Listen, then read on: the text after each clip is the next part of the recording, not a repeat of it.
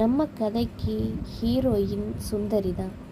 சுந்தரி ஒரு தையல்காரி. ஏழ்மையான குடும்பத்தை இயக்குற ஒரு சுந்தரியின் கதையைத்தான் நம்ம பார்க்க போகிறோம்.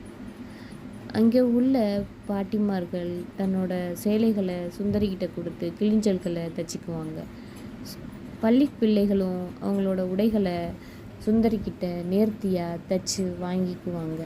அதில் ஒரு ஆனந்தம் சுந்தரிக்கு எப்போவுமே இருக்கும். பிள்ளைங்களோட கலை விழாக்கள் மற்றும் இதர விழாக்கள், நாடக கலைஞர்கள் ஆகிய எல்லோருக்கும் சுந்தரியை தையல்காரியாக ரொம்ப பிடிக்கும்.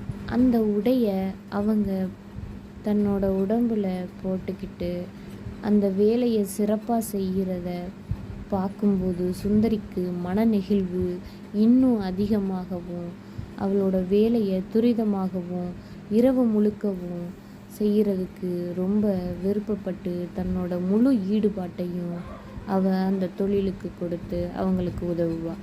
மேலும் அவங்க பெறுகிற பாராட்டுக்களை தான் பெறுறதாவே நினச்சி மிகவும் சந்தோஷப்பட்டு கர்வத்தோட காட்சியளிப்பாள்.